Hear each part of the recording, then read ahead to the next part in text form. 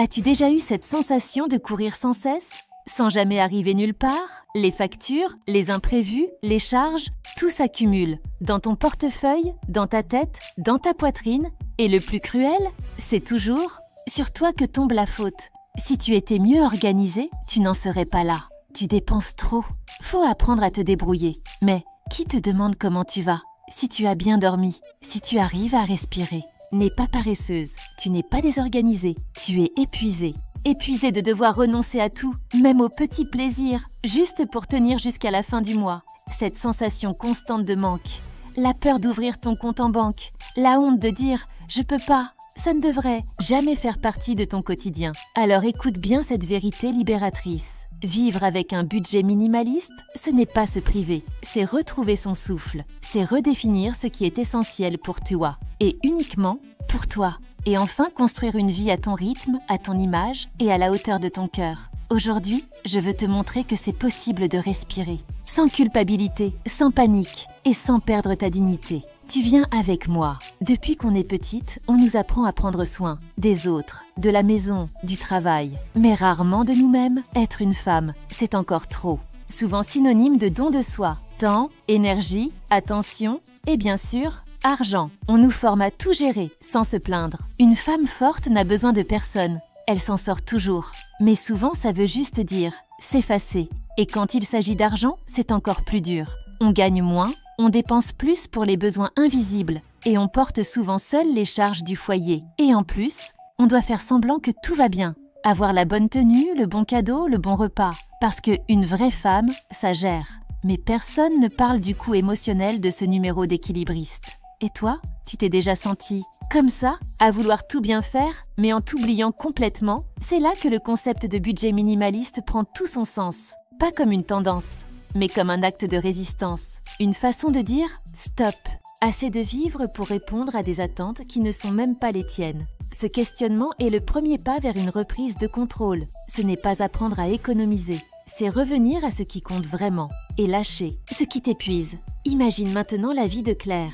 Claire a 38 ans, 2 enfants en bas âge, un job à mi-temps comme assistante administrative et elle s'occupe aussi de sa mère malade. Elle se lève à 6 heures, prépare le petit-déj, dépose les enfants, file bosser, rentre, fait le dîner, aide aux devoirs, range la maison et s'effondre sur le lit. Son salaire suffit à peine pour le strict minimum. Loyer, courses, essence, école. Quand il reste quelque chose, c'est pour une urgence.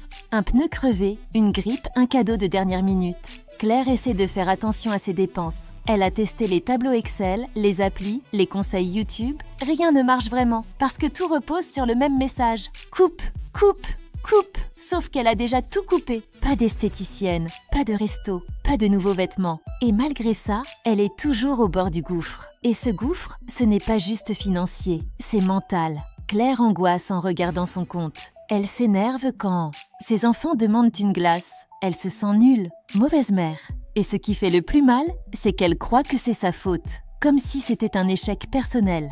Alors que c'est le système qui ne prend jamais les femmes en compte. C'est là que le budget minimaliste entre en scène. Pas comme une punition, mais comme une clarification.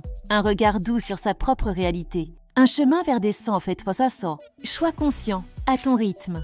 Étape 1. Redéfinis ce qui est essentiel pour toi. On t'a dit que ta priorité, c'était les factures payées, l'armoire rangée, le frigo plein. Mais qui a parlé de ta santé mentale? De ton plaisir?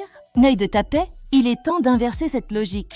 Prends 10 minutes, un papier, un stylo et demande-toi, qu'est-ce qui me nourrit vraiment? Pas ce qu'on attend de toi, ce qui te fait du bien pour de vrai. Peut-être ce cours de danse du jeudi, ou ce bon pain du dimanche matin, ou juste ton abonnement internet. Sans culpabiliser, ce sont tes intouchables, ce qui te donne de l'élan. Et tu verras, quand tu respectes ce qui est essentiel pour toi, le reste devient plus facile à lâcher. Étape 2, crée des catégories émotionnelles, pas juste financières. Ton budget, ce ne sont pas que des chiffres, c'est le reflet de ta vie. Au lieu de tout classer en alimentation, loyer, transport, crée des catégories qui ont du sens émotionnel. Prendre soin de moi, santé, bien-être, soins, petits plaisirs, un chocolat, un film, une plante, tranquillité d'esprit, une petite épargne, même modeste. Ainsi, chaque 1 euro que tu bouges a un but. Et ça change tout, parce que tu ne dépenses pas, tu choisis, en conscience. Et la conscience, ça allège tout. Étape 3. Installe un rituel doux avec ton argent. Pas besoin de tableur compliqué, juste un moment à toi. 15 minutes par semaine, une bougie, un thé, une playlist. Et tu ouvres ton compte avec douceur. Demande-toi, ce que j'ai dépensé cette semaine me ressemble-t-il ? Qu'est-ce qui m'a apporté de la joie ?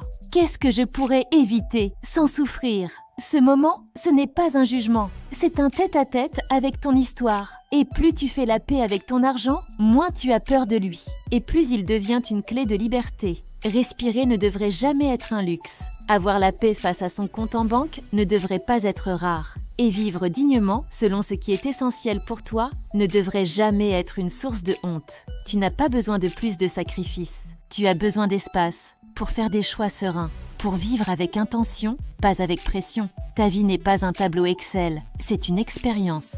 Le budget minimaliste, ce n'est pas vivre avec moins, c'est vivre avec ce qui fait sens. C'est dire oui à ce qui t'élève et non à ce qui t'épuise. Tu peux créer une nouvelle relation à ton argent. Sans formule magique, sans objectif impossible, mais avec courage, clarté et tendresse. Si ce message t'a touché, ne le garde pas pour toi. Partage-le avec une amie qui en a besoin. Créons ensemble un espace où respirer, c'est juste normal.